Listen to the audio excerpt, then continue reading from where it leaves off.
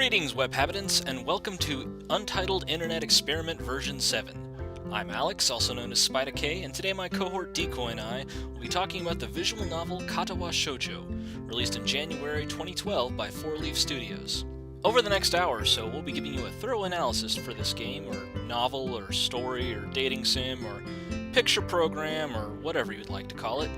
We'll be discussing almost every aspect of the program, so if you have any interest in experiencing it spoiler-free, you should go to katawa-shoujo.com and download it before listening to this.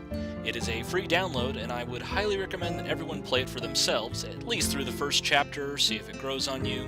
It is made for an adult audience and is not appropriate for persons under the age of 18, but everyone else, go! Get it! Now! It does contain nudity and explicit scenes, but I wouldn't classify it as porn, especially considering the freaky stuff you can find on the internet these days, often by accident. And if you still don't want to see girly bits, there is an option to turn those scenes off. The following podcast contains explicit language, and listener discretion is advised, because we cuss and talk about sex. And without further ado, let's get started.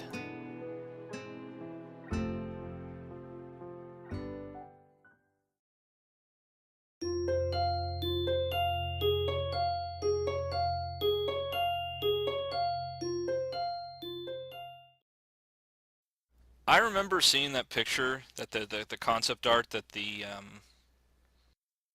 game was based off of, like a long time ago, where some doujin author was like, "Hey, wouldn't it be awesome if there was a dating sim visual novel, whatever, where all the girls, where he went to a school for the disabled and all the girls had some kind of disability, and he had that, that sketch." I'm like, okay, that's a unique idea.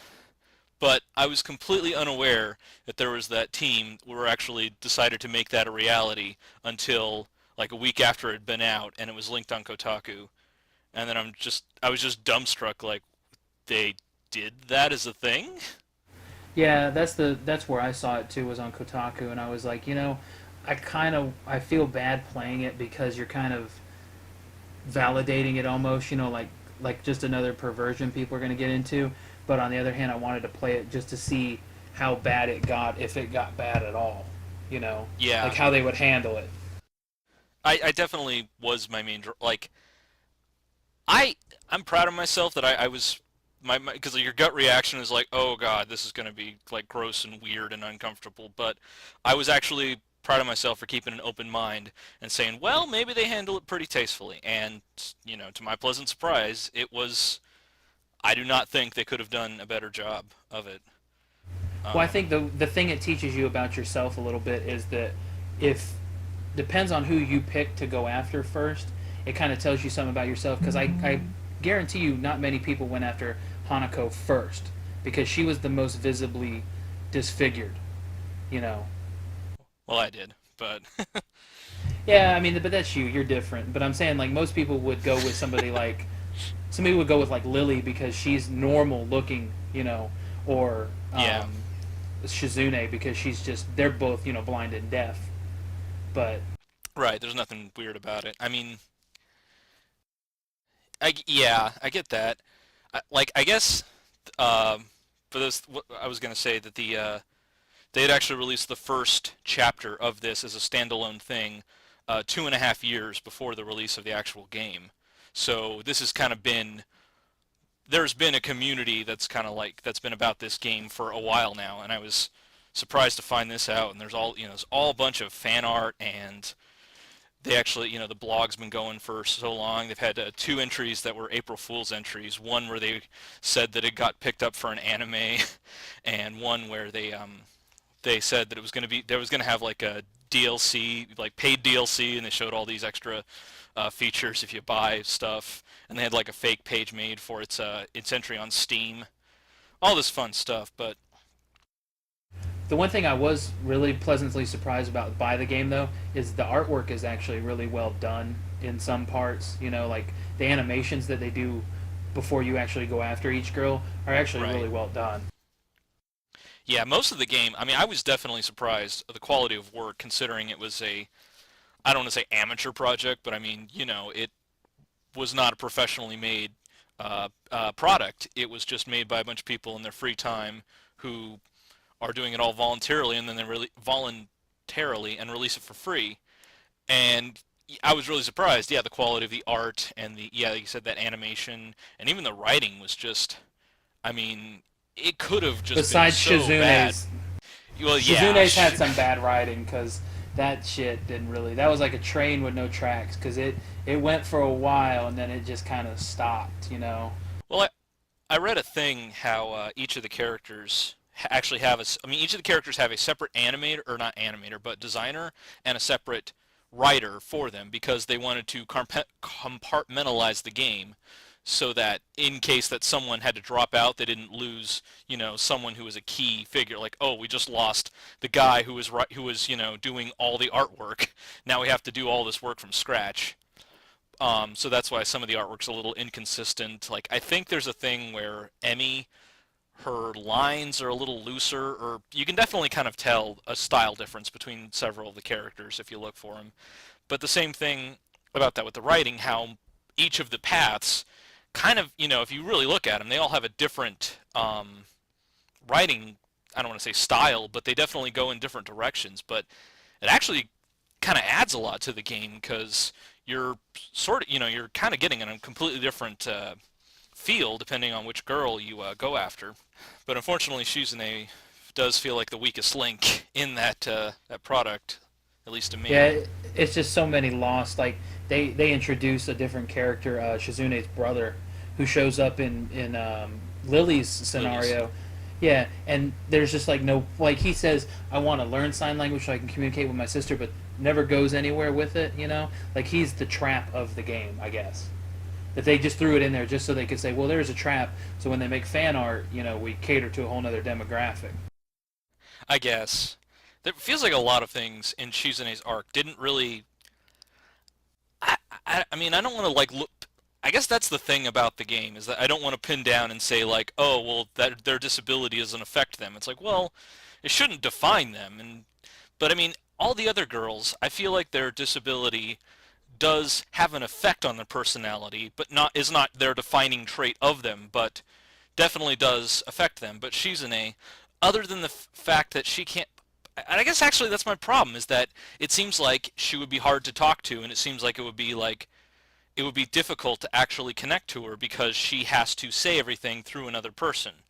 But that's not really her personality at all, and it's fine that they're going against that type, but I don't know what the point was of them making her Haruhi and then just giving her a Mikaru to talk through. And then if you go down her path, you magically learn all sign language in like 2 months. It's not like, oh, you can catch up little key phrases here and there and you're trying to talk to her. But like I feel like that's a missed opportunity to be like you can kind of communicate basic concepts with her, but if she starts actually trying to formulate regular conversations, you can't keep up. But instead, it's like no, Hisao gains knowledge. He just gains sign language too quick to be believable to me, and it doesn't really. It's as if she wasn't deaf after that point. It's as if the fact of her being deaf has no bearing on her character. No, and it doesn't. I mean, even the part where she's like, you can sign language, where he's like trying to hide it from her because he doesn't know enough yet. He says, and she Yeah, says, well, why did you hide it from me? And like, there's a perfect opportunity if he was gonna try to go after her, where she's like, well, why did you want to learn sign language? He was like, well, it's just convenient. He didn't. He could have said, well, it's because I wanted to learn to talk to you. Because I mean, there's nobody else in the school that's deaf. yeah, that you know of at least. And then the whole thread with her dad made no sense at all. Didn't go anywhere. Didn't because her dad was this so many things that didn't even really make sense. He was this like big shot businessman because I guess they're a rich family, but he goes around in a Hawaiian shirt with a samurai sword and proclaims this weird samurai spirit about him, yelling all these words and convinced that Shizune is just like she's only deaf because she's not trying hard enough. I like hired tutors to try to get her to talk, and it's like, wow, you're an asshole to your kids and your family and your daughter's boyfriend. You're just an asshole to everyone. But there's no real payoff of that. Like Shizune doesn't really seem to she doesn't care. She just doesn't listen. She just stands there while he Yeah. yells at her, because she can't. I don't know if she can read lips because it's kind of alluded to, but all the abuse that he heaps on her, she just kind of takes. Yeah. You know, because she doesn't want to listen. But she has to be able to read lips. 90% of deaf people that I've ever met can at least like read a little bit of lips. You know. Well, and I think that's also a problem is that it seems like it's kind of written that she can't. Like anytime, like when you were alone with, when Hisau's alone with her, and Lily comes up, and you got to interpret it for, Lily through her, or for her, and you're not really used to doing that. And Shuzune's like, "Come on, interpret," and your guy's like, "I'm not Misha. I can't do this yet." But it's like, why do you need this person? I mean, yeah, it's something's going to get lost, but you should kind of be able to read lips if you've been deaf your entire life. Though I assume she's been deaf her entire life. They never say anything to otherwise. They never really go like everybody else. You know that has an affliction. They at least go back a little bit. They don't mention anything about Rin. Rin's condition, but like they mention what happened to Emmy. They mention what happened to Hanako. Lily, they just kind of she's blind. It's always been like that. Yeah. But there's really no, it doesn't really affect her. She's I mean, besides the whole sign language thing, and once that hurdle's gone, and all her talk shows up in brackets, like it's just her talking to you. It's just kind of. I mean, there's a few like the what you mentioned, and then when she meets your neighbor, when Yeah. she comes over to see you and your neighbor's there, and she's like, "Will you interpret what he said?" And you're just kind of, I really don't want to interpret what he said because he's, Not you really know, worth it. he's crazy as shit. Yeah. No, And it doesn't really. I just. And I feel bad. I almost feel bad just for harping on the Shizune arc, because I'm sure someone tried really hard, was working really hard on writing that, but it's like, well, you didn't really do as good a job as the other people on this team, unfortunately. And a lot of shit just kind of fell by the wayside, and it feels like the most important part of the most important event of that entire arc was the fact that Misha had been in love with Shizune up to that point, and then you come along and like, oh well, sorry, she likes boys better, and Misha kind of gets left by the wayside, and it's like, oh, that's sad, I guess. and she doesn't even. She just kind of clings to you. Misha does for no real reason. Like she comes to your room and things can break off into the bad ending from there, or they can But it does. There's not really a catalyst for it because Misha never has any development really, besides being a laughing, bubbly Yeah, airbag. She's just kind of there. and for the longest time, I mean, like that's the weirdest thing is like they address it in the game, if you want to call that a game, that Misha and Shizune is like, oh, we're separate people, It's like, well, you don't act like separate people because you're always together and you seem to always have the same opinion about everything.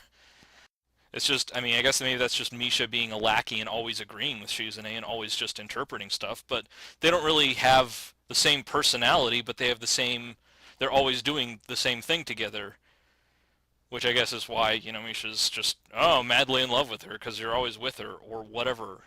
But then in the end, Misha gets over it, I guess, and then you have a 80s ending where you all decide to go off to college and be friends or something. And she's just kind of like Misha's whole. I mean, Shizune's whole reason for being is she wants to dominate. She wants to dominate people's opinions or whatever it was, and it was just kind of like okay. I mean, like you're school president, whoopee doo. I mean, what are you gonna do? And it doesn't really allude to if her and Hisao have any kind of future. It's just kind of like it doesn't seem like they have that kind of deep emotional attachment like you get in the other game in the other stories. Yeah, I mean, really barely feels like you get to know each other. There's really nothing about each other that I will argue that I mean, as I said, as a result of being written by different people, each arc being written by different people, that Hisao himself is also kind of a different character through all five arcs, but that's probably kind of intentional because he's sort of, how you act determines what kind of a personality, what kind of choices you make depending on what kind of girl you lean towards sort of dictate what kind of personality Hisao has, which is why he was attracted to that girl. So it makes sense that he's inconsistent between paths because they're different they're different paths that he chose in his life or different ways he could have gone depending on how he dealt with coming to the school and his heart issue. Well, I mean, I guess the biggest issue I have with Shizune's arc is that the big hurdle for them to climb over and to be together is Misha. Like there's not some event that would actually push them apart unless you know Misha. Yeah. That's about. I mean, unless you stuck it to her. Yeah. It's no, yeah, it really feels like they missed an opportunity of him. I think that's the funny part is that the whole, like, oh, she's really hard to communicate with because she can't speak and needs someone to use their hands to talk to her. But so it feels like they kind of missed an opportunity for, I don't understand how you're thinking and it's very hard to communicate with you, literally. But it feels like she's the easiest one to communicate, except maybe Lily, and all the other girls are like the ones that are hard to figure out what makes them tick and read their minds. And Shizune is just pretty much an open book about what she wants in life and how she addresses everyone. She just has no secrets. Just uses Misha just to yell her whole life at everyone, or at least at you. Even though it was written by different people, it's kind of weird how they use one concept in Shizune's where she ties you up, and then in Lily's, she does kind of the same thing.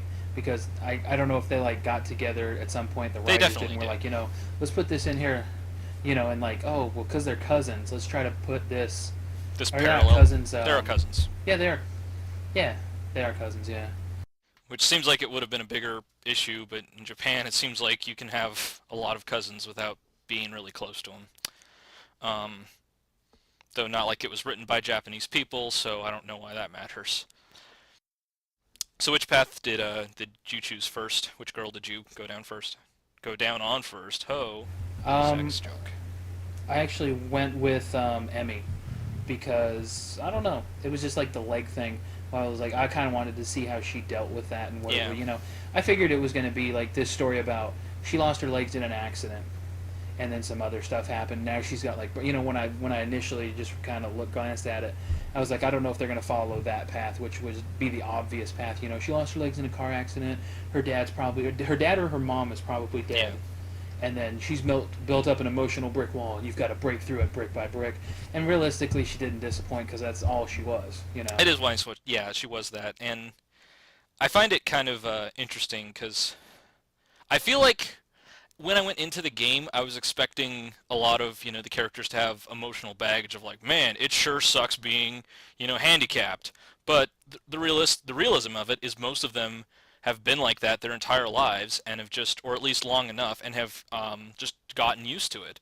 Emmy being the exception because her accident happened when she was, a bit older. It wasn't a birth thing, but she went through rehab, went through physical therapy, learned how to walk again, got the new prosthetic legs, and she's basically has overcome her handicap for the most part.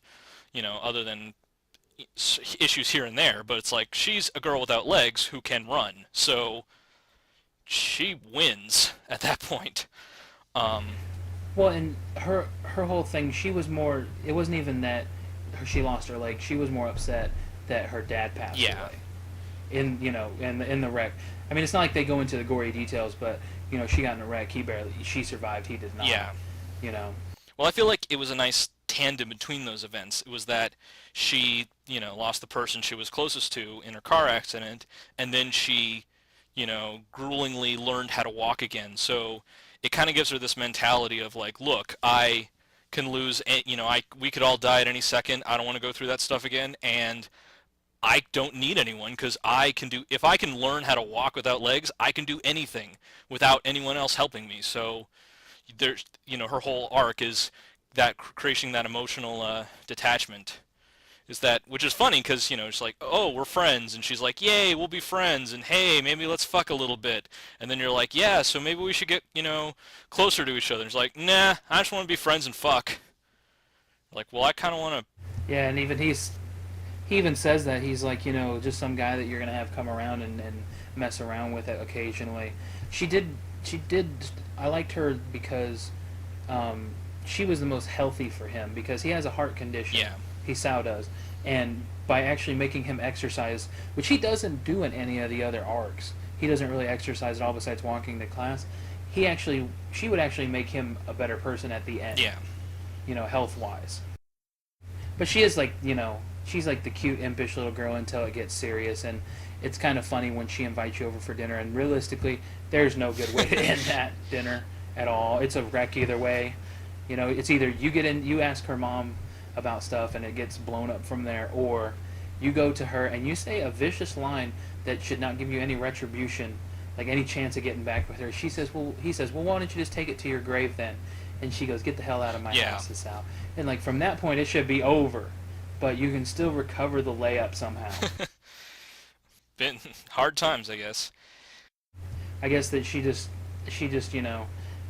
I guess she realizes at some point that she's got to like break down the walls a little bit and let somebody in. Yeah. Funny, sidetracking into Shizune's again, like, Emmy actually has a lot of little waylays here and there. Like, there's not one specific way to do her path. Like, if you, like, when she starts limping, and you're like, oh, is there something wrong with your leg? And she's like, oh, I'm fine. And you can either press her about it or just leave it alone. Like, that's not, like, determines good or bad, but it does affect how that dinner conversation can kind of go, where you get like a few chances to not fuck up, and you get a few chances to recover it. Where if you, I think one of the choices you follow her to the kitchen no matter what, and the other choice you actually get the choice to follow her to the kitchen or stay back with her mom. And even after that point, like, it changes some of the events that happen, but it still doesn't determine whether or not you get the good or the bad ending until you have the conversation with Misha, which I think might not happen depending on all your choices. So it's nice that there's like a few different paths there, but it feels like Shizune's path did not have any choices up until you get to choose whether or not you want to have sex with Misha, which is, just a self-destruct button right there. Yeah, because it doesn't. I mean, all it does is break up both friendships. It breaks up the relationship and breaks up the friendship. There's no recovery. You don't even get to go with Misha. It's just Yeah. like it's just a regrettable thing. Which is nice that that's the thing. I actually, before I was playing that game, I remember going into, I remember seeing a few art of stuff that's like, they were just trolls, or I don't know if they were made by the crew or if they were just made by some guy, but it was actually like Misha, like, we're both gonna have sex with you, and I'm like, oh, is this a path? But it's not, because they chose to keep the sex activities pretty grounded in reality for the most part. And realistically, you can't play two women like that and it's like, oh, wouldn't it be great? They're both best friends. I bet they both want to have sex with me. It's like, yeah, dream on, Casanova. That's not how women work in the real life. And it's nice that that's actually not how it works, yeah. Yeah, it was nice that it actually was grounded in reality and wasn't just like most hentai where it's like, man, you're in love with my sister and my other sister. Oh, what the hell? Let's just whatever, Yeah, whatever just from go here. around fucking the whole family and they all don't care. They're like, oh, it's so great that you're in love with all of us. We all feel so close to you.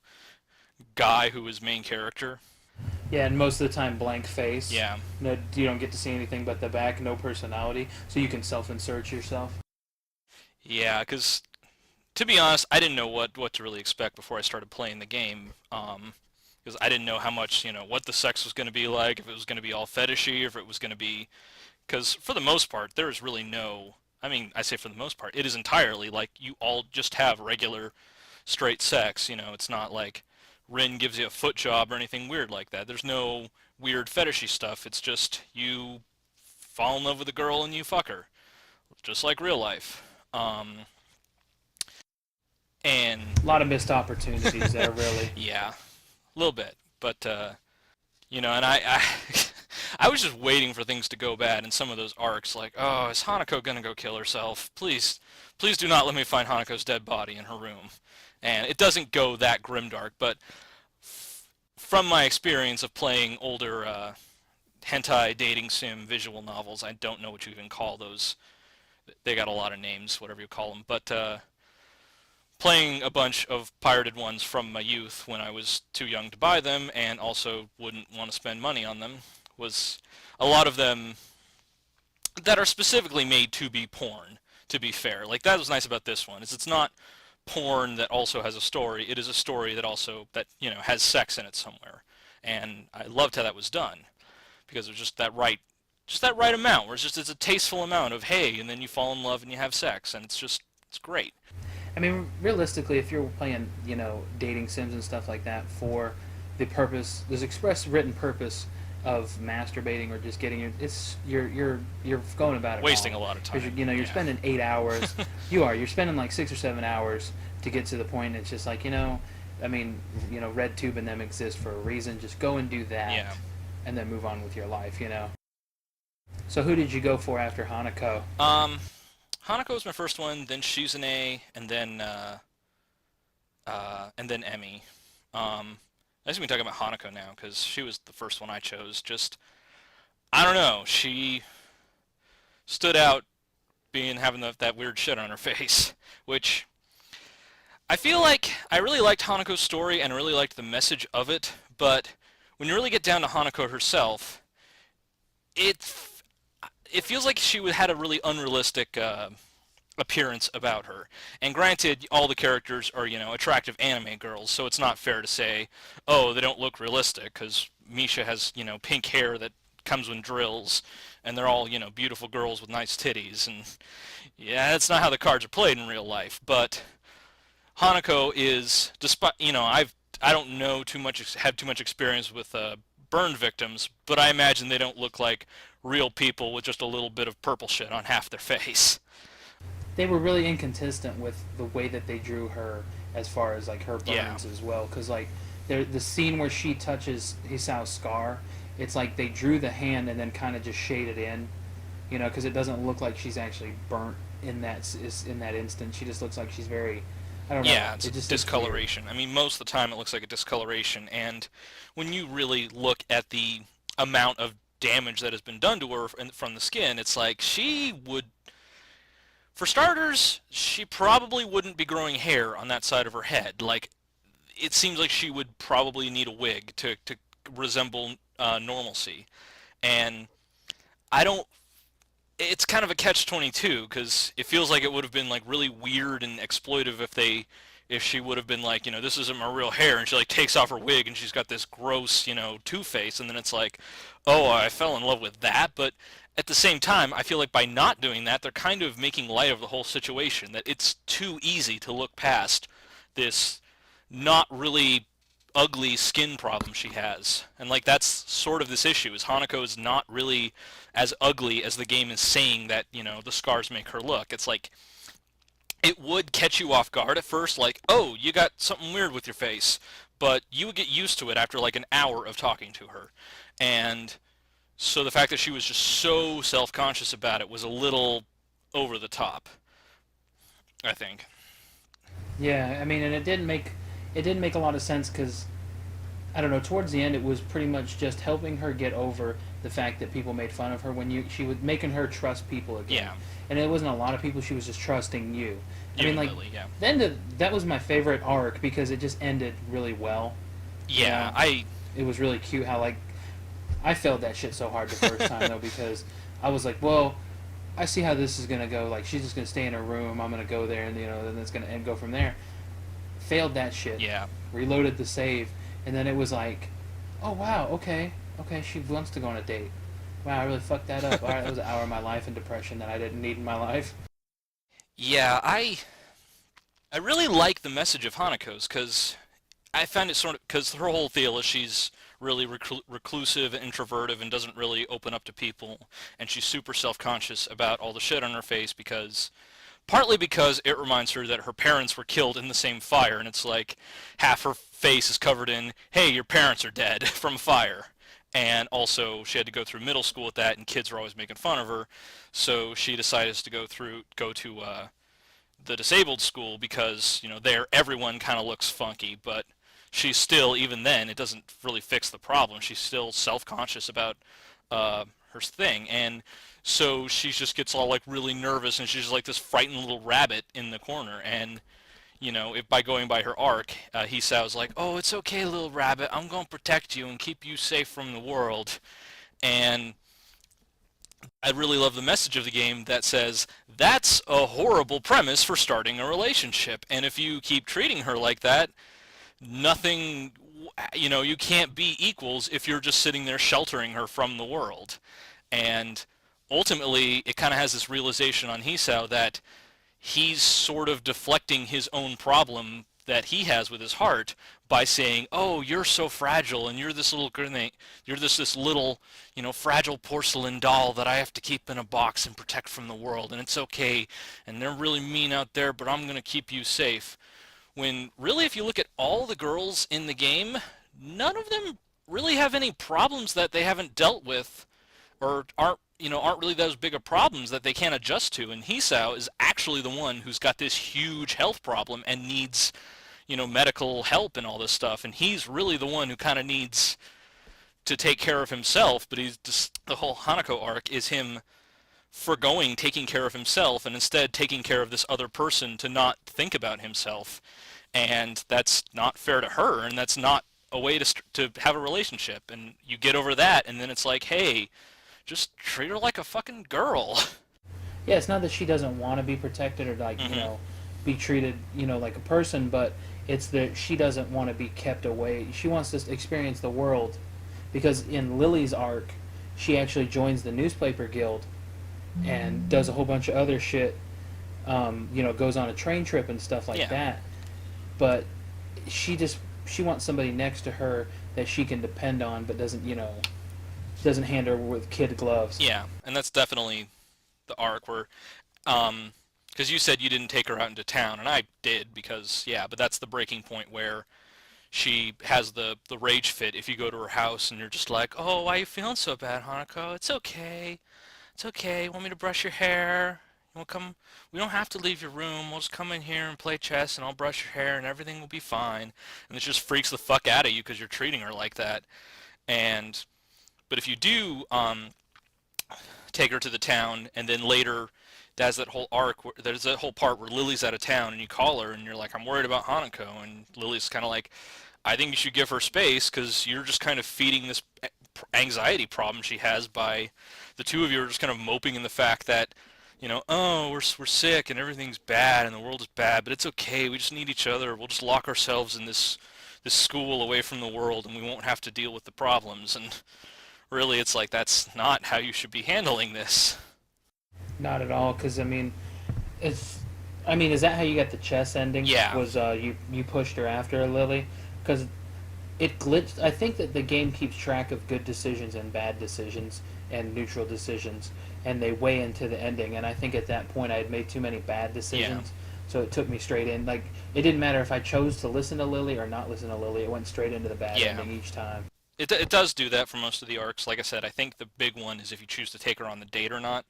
Um, but yeah, that always gives you the bad ending because Hisao at that point is just programmed to, like no, I gotta treat her like a fragile thing, and he ignores Lily's advice. But the neutral ending is if you get the choice to ignore Lily's advice, and you do, and then you just kind of get that platonic ending where it's not really going to get past that.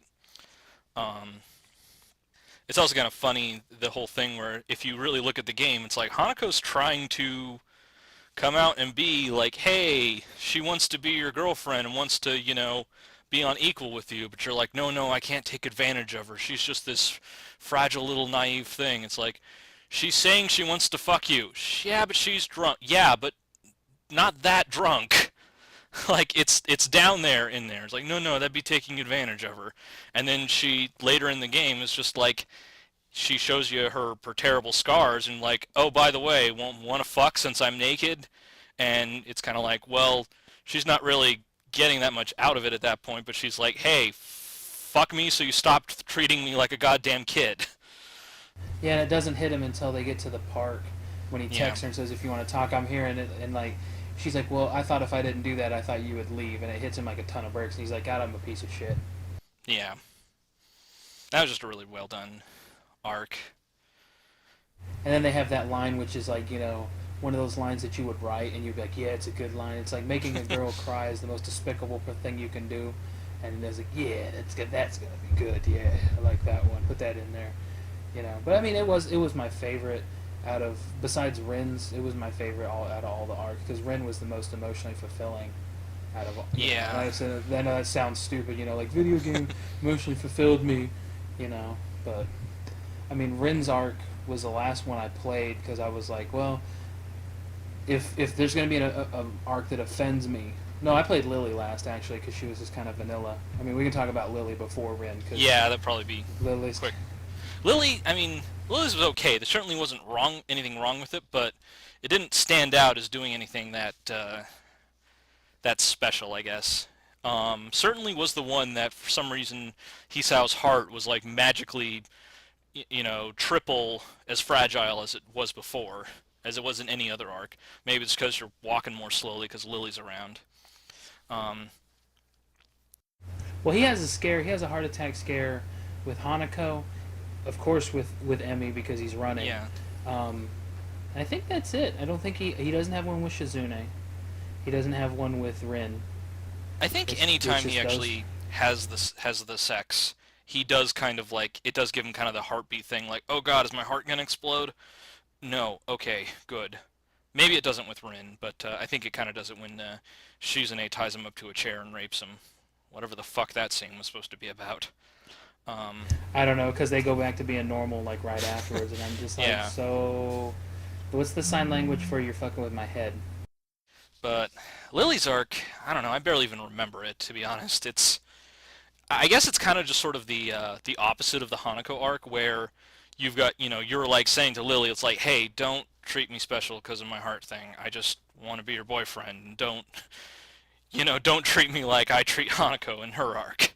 Um, which is sort of ironic, but that's basically how your relationship with her goes. And then, you know, you go to her summer cottage or whatever, her family's summer house, and you fuck in the bathtub, and you have all those fun memories. And And on the couch too. The bathtub is where you have the heart scare, yeah, because no, he has the heart scare when you're going to the store too, because they carry him yeah, back and then they do it. Yeah, it's just all over the place. yeah. It has a few times. Like it's it's nice and it makes sense, and it's just a fun little thing. And but for the most part, it doesn't really have any kind of unifying theme of what it's supposed to really be about. It's just Lily is just she's there. She's again, it's like she's not really that affected by her blindness, other than sometimes she needs a hand with a few things, and but she's gotten around most of the problems that comes with it, as have most of the girls.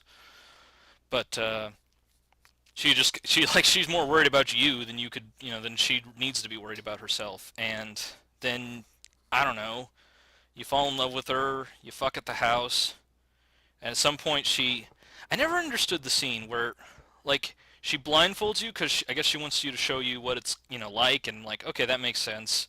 And then you kind of like walk around her room a bit and try to navigate and like, oh, see things through my eyes, haha.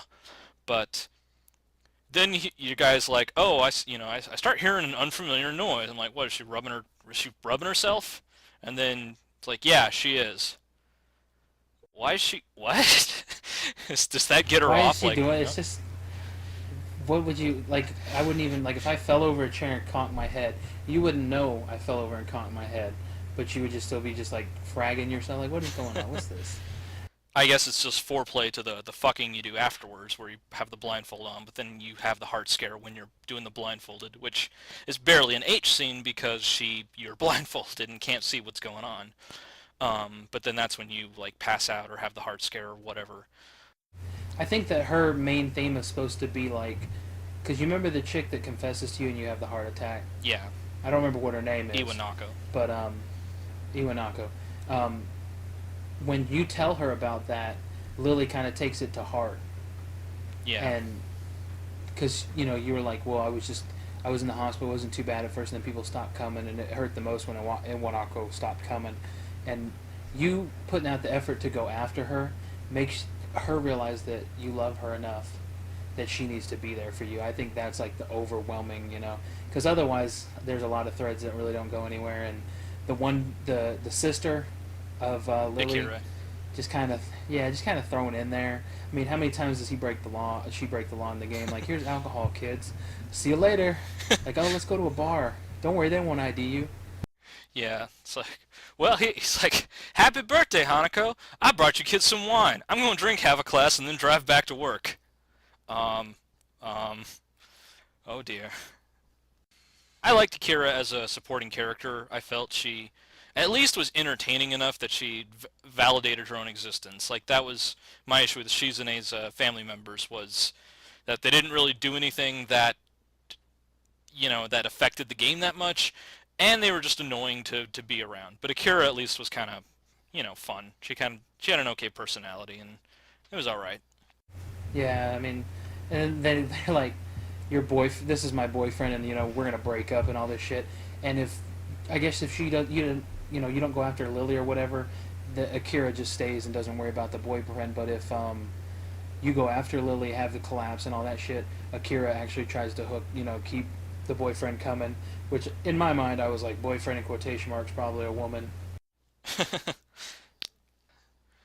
In Ren's arc I did last, which I that one took me a couple days just to process what even happened there because like I said, the whole thing with Rin was that it just seems like she had this inability to communicate through normal means, and her deal was that she, was born with mangled arms or whatever, which they didn't really go into in the game itself, but it's listed on the website under the character description that she was born with some kind of birth defect, or her arms didn't develop properly, so that's why she has those nubs. But because she's had it since birth, it makes sense that she can do all these things with her feet and her mouth. Because you'd think to yourself, like, how the hell do you bring a fork up to your mouth with your legs? It's like the answer is you've been doing it since you were 3.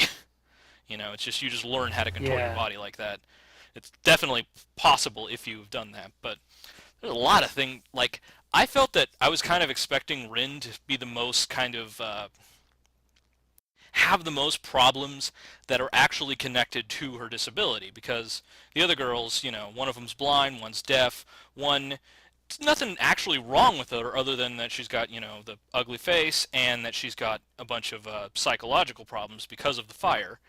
And Emmy, Emmy can run on legs, run without legs, so she's basically overcome her disability. But then Rin, you can't really overcome not having arms in a lot of situations. Like she's always going to need help with a few things, and it actually kind of bugged me throughout the game that I just had all these questions because for a while she was isolating herself in the that art studio, and I'm just thinking to myself, does she need help going to the bathroom, and who is doing that? Because it seems like I can't think of a way that she would be able to do some things like that without help, Like they say she needs help getting dressed. It's like, oh yeah, she needs help putting on the shirt, like because you can't button up the shirts. I'm like, how does she take her pants on and off without, arms? Like I can see her getting the pants off without using her arms, but how does she dress herself from the bottom up, much less put the shirt on? well, and then there's some situations where like she can open a door with her foot, but then later in the game she kind of just throws herself into the door to knock. It's like, Yeah. why wouldn't you just tap your foot on the door? I feel like there was definitely a divide between Act 1, which was, like I said, that was released like 2.5 years before they released the full game, so there were some concepts there that weren't really fleshed out. But I kind of was under the impression that Rin was going to be sort of like had this kind of armor of this like the way that she acted, while not entirely like fake. I feel like she probably went out of her way to make people uncomfortable as kind of a way of overcompensating with the shit she has to deal with. Where like the first time you meet her, she just pulls off the oh, I'd shake your hands, but I'm like, oh, that's ha ha ha ha. It's just kind of this uncomfortable joke she makes, and then she immediately jumps into like, so let's see what's wrong with you. You got all your limbs. You're not deaf or blind. Something's wrong with your penis. No, what? No. Yeah, something wrong with your penis. You're like, no, no, my heart's malfunctioning, and like, that's the only person you actually ever come out with that too, without like some having to be coerced or it coming out as part of the story. Like Hisao is just it's a running theme that he is just overly sensitive about his heart problem, that he doesn't want people to think that he actually has a problem, or he doesn't want them to know what the problem is or treat him special. But Rin just kind of makes him, put all the cards out on the table because of that situation. So, I think it was maybe because she wanted them to be even, like to begin yeah, with. Maybe she wanted them to just be on even keel. Like she's like, well, I know your heart's messed up. I don't have any arms, so let's just move past that. exactly. And I feel like that's what it was about. Um, and then there was the whole thing where she's painting the mural in front of the school, and through the whole thing, she's acting all kind of like wishy-washy and, saying a bunch of weird shit and just having a bunch of non sequiturs about clouds and stuff and about what life is and just saying all these inane things. And you're just kind of hanging out with her like, yeah, okay, nothing you're saying actually means anything, but I still enjoy your company. And then she's just kind of like, I gotta go find Emmy. And you're like, what's the matter? Like, no, I gotta go find Emmy. And you're just like, well, just, it's okay, you can just stay. I'm having my period right now, and I need a girl to help me take care of it. Oh. And like it feels like that was the one moment where she was really being like just honest, just flat out, no bullshit, no like I am having a problem, and I can't do it by myself. And I kind of felt like that was going to be sort of a bigger part of her arc was that she, no matter what happens, she's probably always going to need someone in her life to help her with, just basic things like that. But then you actually get into her arc, and her whole arc is just about like expressing herself through her art and how like no one really understands her and she's not good at expressing herself through words, so she tries to express herself through art, but then no one really gets her through the art, so she tries like extra hard to express herself through the art and winds up just like messing herself up because she's spending too much time on this art and it's not even really having the outcome that she hoped it would have. And that's fine, but I don't know. Well, I mean, even at the end when they're together, he still doesn't really understand why she had to use her art to try to communicate to people. It's just like he's gonna try to learn because he doesn't really until she says "I love you." He doesn't really get that he loves her. He's just kind of like this girl. I can't stop thinking about her, and Yeah. I don't know why. She's like stuck in my head. But I mean, she at least has a sense of humor. I Yeah. mean, like right after they're doing it, right after they're done, she's like, close, close, hurry up. Emmy's a lot better at this than you are, and he's Yeah, like, putting her well, bra on. Emmy has boobs, I don't. You know. She's like, man, Emmy's as flat as you are, and she didn't have a problem with it. You fail at girls. Ren's got a lot of good scene. Like, I feel like Ren's arc overall is just kind of confusing and doesn't really. I don't really understand what the overall point of it was, other than just her struggling with art. And I feel like kind of an asshole saying this because it seems like they could have had that same arc with a girl who didn't have the without the arms. But then you could say like, well, you could have said that about any of the girls. But at the same time, no, because I feel like one of the big key pillars of the game was that all of their disabilities are not the sole defining factor of who they are, but it definitely is a factor. Like Lily's really kind of slow and deliberate about all of her actions because she would kind of have to be if she's can't see. Um, it feels like she's in a kind of overcompensates her deafness by being just really fucking like in your face with it. Emmy, her thing's obvious with overcoming the legs and her need to run. Um, and then Hanako's got the whole self-conscious thing about her scarring. But Rin, it feels like while her arms are, it comes up in the story as being like, oh, I need help because I don't have arms, but it doesn't really feel like her lack of arms defines any part of her personality. Feels like she could have had that exact same personality with, and still be, have a normal body. Yeah, she would have been the same smartass. That I think that if you push her too hard to do you know, the Art whole thing. exhibition thing, Yeah. that's what kills your relationship. Yeah. Because she didn't really want to do it for the fame or anything. She just wanted to do it so people would see her art. It wasn't about her. Because when Yeah. she, gets all those people bothering her, she kind of has a breakdown. And I think that's when you go around the town with her, when you just walk around. If Um, I remember correctly, it's been a no, it while. was earlier than that, but that's when you get the choice that either makes or breaks the ending. Rin's whole arc was actually the one of the weirdest as far as the branches went, because like I said, how Shizune's didn't really have any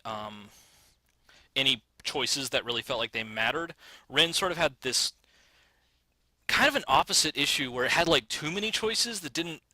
There's a whole thing where you get to make like three choices over the course of the second act or whatever with her, and based on what choice you make, that affects when the art teacher says, "Hey, do you want to put your stuff on exhibition?"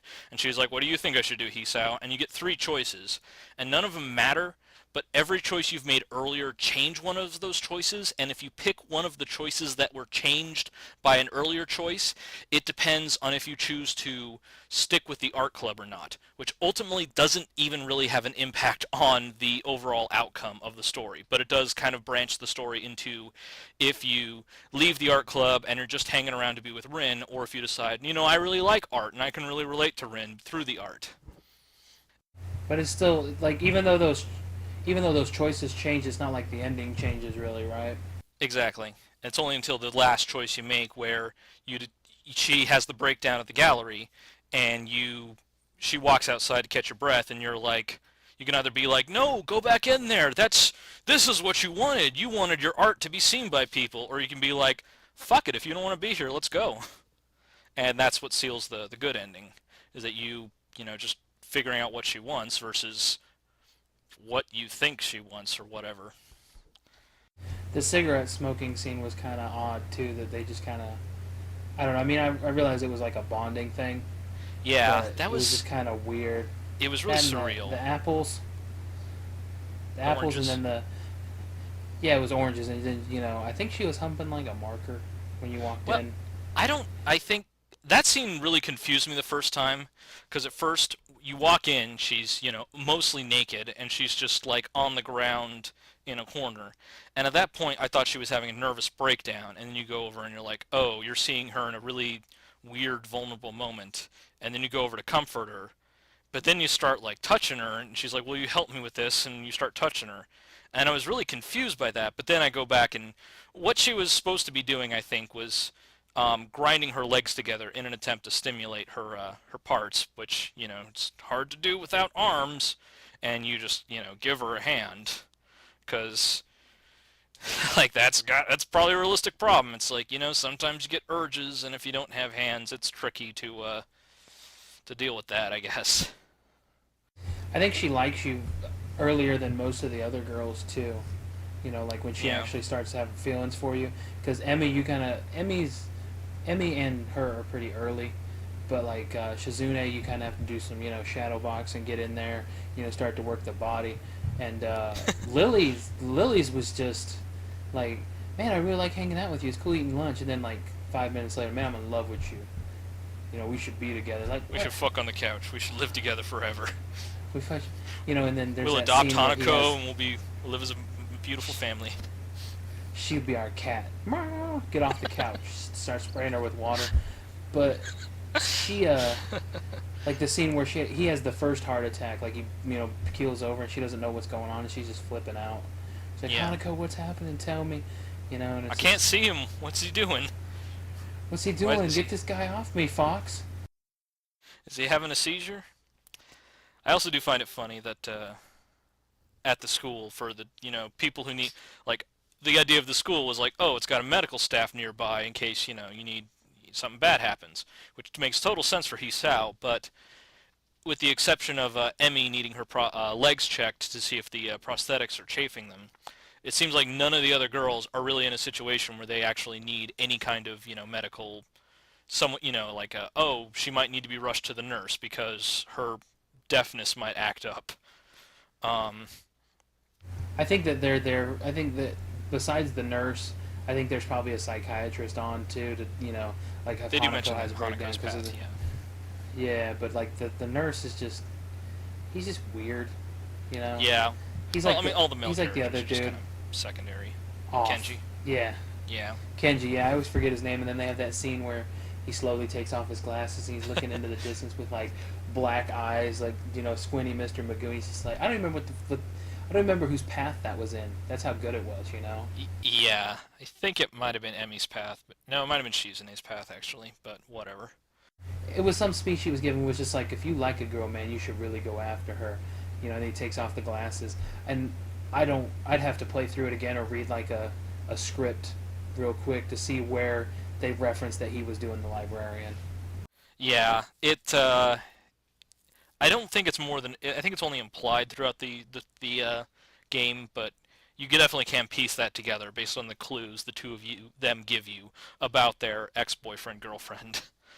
But like you actually see a lot of secondary characters. The point I was making earlier about they're not needing medical attention, like secondary characters where it's like, oh yeah, I know that girl. She's got epilepsy, and it's like, yeah, that would make sense. She would need to go to a special school if she's could suddenly have a seizure.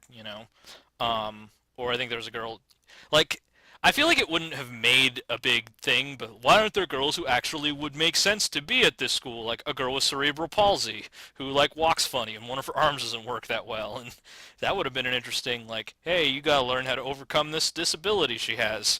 Her face doesn't really look that normal, or She probably needs some calamine, on that right side. I mean, I guess if they had drawn the burns better, then I could I really kind of. yeah, I feel like that was just sort of like I said with Hanako, it feels like they could have taken it a little better instead of it just being like some because most of the time when you even see her like up close it's just kind of this off it looks like she could have had like frostbite for all you know. She just has these purple lines kind of partway on her face. Her right eye is still functional. Like I said, she still's growing hair out of her head, so it couldn't have been that bad. But I don't know much about what happens when you get burned, but it feels like she probably in realistic case like that probably would mess up her hair follicles, and it seems like she wouldn't have normal hair after that point, at least on that half of her body. I mean, which is more unrealistic, Shizune? I mean, Misha's hair being pink with drills, or her having her all her hair even though she was in a Yeah. fire. Well, Misha kind of breaks. I mean, that's the whole thing. It's the anime thing where it's oh, there's girls with weird colored hair because it's an anime, and we need to find an easy way to differentiate them. But in certain paths, it does point it out that she used to just have regular hair, and she actually dyes it to be that ridiculous, and she styles it to be that crazy look. And then she's in his path, she actually cuts it short. So it's sort of addressed in a way that doesn't really make a lot of sense, but whatever, who cares? Well, and she dyed her hair pink because it used to be a different color. Because Yeah, that's what I'm there's a saying. picture you get. Yeah, it's just Lily's arc. yeah, they kind of blur together sometimes, especially when it's two people that go together, like Lily and Hanako and Shizune and Emmy nobody, and because Rin. Shizune didn't have Yeah. anybody. Yemi and Ren, yeah, because Well, we're a Shizune matched had pair. Misha. She has arms, I have legs.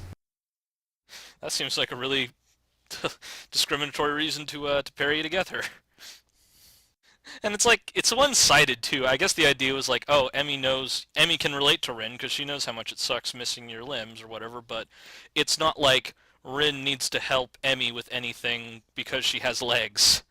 Or it's not like Emmy's, oh, I'm in my wheelchair. Rin, could you run up the stairs and grab me something? Rin, can you stomp on this ant for me? Because I'm just not in a good mood. I just want him dead.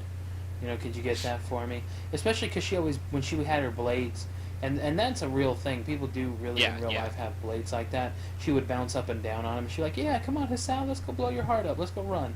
And I'd be like, man, I ain't really feeling it, but I mean, speaking of weird secondary characters, the one chick that had the burnt hand, like she was Miki just missing, she had a stump. or Yeah, she's Niki, I only think it in was. like, Yeah, yeah, she's like, hey man, you really like this girl? I think it was she. Rin. You It like was this girl? Hanako's. Yeah. Okay, I blur. See, I forget. Yeah. She was in Hanako's arc where she tells you to go for it or something, and she's also on the track team, and you see her in the background, and you do see her at the very beginning of the game when you're just glancing over the classroom, which is nice. You actually see a couple of those girls who, like I think the two girls who come to, well, that doesn't make any sense because you're the same in the same year, so it wouldn't be those girls, but I think there's a couple of girls you do see like around who are in that early class. I think on the dev blog they actually have a picture. They like have a corresponding names and ailments of all the your classmates. Well, and I guess originally before they released it, like finally, there was a bunch of different like anime references in there. Like well, somebody from Gurren Lagann was in it, and then they had somebody from a different anime just in the background, and then they took them out just so that they wouldn't get their Yeah, shit taken down. it's probably better that way because it would have like it feels like it's like oh it's just a cute little homage, but that would have been distracting as hell, and it would have kind of I think it would have taken away from the overall experience. But finishing up talking about Rin, I mean, there are a lot of scenes with Rin that I felt were just really well, written and executed and stuff, and though to the point where I still don't understand what her motivation is, all for a lot of them, where she's like, she's painting all those weird abstract drawings of, body parts and whatever, and she's like, I don't know, like I gotta get myself drawn more. I think I need to destroy myself. It's like, please don't kill yourself, Rin. No, no, I just need to fucking become. I mean, I guess there's kind of a whole the idea is that she wants to become a better person or become a different person than she is, but first she has to destroy the person that she was, and she has to just kind of break herself by throwing herself at the art, and then but then she's like talks to the exhibition lady. He's like, "Can I have some cigarettes?" And like, please. Okay, just don't tell your teacher I gave you cigarettes. And then it's just that weird scene where you're just like laying on the ground in her studio, and you're just like passing that cigarette back and forth, but it's just this I really like that scene. It's this surreal, kind of like, oh, this is. It's not because it's not like, oh, cigarettes are great. It's just no, it's cigarettes are bad. That's kind of why you're doing it. You're just fucking having this weird surreal moment where you're smoking and just saying fuck the world. That was kind of her appeal, though, where she was just like, fuck the world. Let's just Yeah. live. Live, Snake. Live. I enjoyed the scene where she came, where where she visits you. The whole ending, pretty much, where she comes to you where it's been raining, and he's just Yeah. like, "What have you been doing? I've been walking in the rain. Like, don't you take an umbrella?" He's like, "I imagined an umbrella." He's just like, "You're just weird. Let me take your clothes off," And she's just like, "It's okay." And then she like, she kisses your finger, and it's on from there. But Well, I yeah, thought like, that was like the sweetest one out of all of them. yeah. It was. I mean, they handled that really well, I think, and then there was that earlier scene where she was high on cold meds, and you just come to her room and she's like, half naked, like, oh hey, so I'm not feeling too good and I've been taking a lot of pills. And then she just kisses you out of nowhere. Yeah. I just like the line where she's just, because like her shirt's just open, you can see her cleavage, and she's just like, yeah, I'm not too good about putting on bras ever since Emmy started helping me. She just like looks down, which is probably why I'm not wearing one. Just matter of factly about it. I should help you to the door. It's the least a gentleman can do. And then she has that that line at the end. It's like, what's a word for when everything's all right in the world? Because she's just happy that she's Yeah. got the person that she's in love with, and she's gonna change for the better. And I think I wanted to actually open talking about this, but I remember when I first started playing, playing through the first act and going through all that events, and I like that they addressed all of the real things that would come with doing this kind of stuff. Like Hisao starts off, he has his heart attack, he's in the hospital for these months, and then they're like, "Okay, Hisao, you can leave the hospital now." And he's like, "Oh, what? But we think you should go to special school." And it's like, "What? You're saying I'm special? Well, we're saying you have a heart problem and you need medical attention." And he's just fucking bitter about it. And like I said, like I kind of expected Rin to be like the bitter one, like someone's got to be fucking bitter about the fact that they're going through all this shit. And then it's like, oh wait, it's Hisao. He's always the one who's bitter about, this fucking problem he has, and it's kind of about him learning to deal with it. And all the other girls have more or less already dealt with their problems, at least, considering their physical handicaps. Um, and but just all the stuff like at the beginning where you're just kind of like, I wonder what's wrong with that one. I wonder what's wrong with that one. I shouldn't think like that. It's like, oh, hello, you're blind. I don't know if I should say that. Why am I still talking? I mean, do you need help with anything? No, you're good. Okay. And it's just kind of this awkward thing. It's like, do I address that they have this issue and try to compensate for it, or do I ignore them and risk being like callous, where it's like, do you need help with anything? It's like, why would I need help with anything? Because you have a problem. I don't know what you need. I don't know how to treat you. I don't know if I should talk about this issue you have or if I should ignore it. And they really never answer that question because that's kind of, there's no right answer to it. And it's always something that sort of comes up when you are talking to someone who has that, who has a disability or some kind of deformity. And I've gone through that, point in my life where I'm just, you see someone and there's something different about them, and you're just like, go through that inner thing, like, okay, don't address that they have this problem, but maybe if I shouldn't ignore it, Maybe they need help with something, but then I shouldn't be like coddling them, and they probably shouldn't draw attention to. Don't stare at it. Don't stare at it. She's missing an arm. Don't stare at it. Why am I staring at it? He's so neurotic about other people, and he doesn't realize that they don't care at all. Yeah. Really, I mean, he could discuss it with them, and they would be like, it is what it is. And then he's the one that like always is drawn upon himself. Like they just needed to draw him on like a rooftop while it's raining, like smoking a pipe, just like God, I can't believe I'm doing this shit, because I mean, I think he does it twice, 2 or 3 times, where he's just like, if it wasn't for this heart, I'd be able to, something. And then Yeah. like I think in Lily's, he's like, I don't know how long I'm gonna be alive, but I'm gonna live it day by day. And I'm just like, it's arrhythmia, man. I mean, if you keep you on your meds and you don't push it, you'll be fine. Just let her do Yeah. some of the work. Yeah. She's on, and that was funny too to me. Was like, he was like, oh shit, we didn't use protection. And she's like, I got this, and she like points to a bottle of you know, Birth control. Yeah. pregnancy birth Or control. whatever. Yeah, I think that was Lily Yeah, that was of Lily. all people. Yeah, the rest were just like There's a Rin couple times went like raw.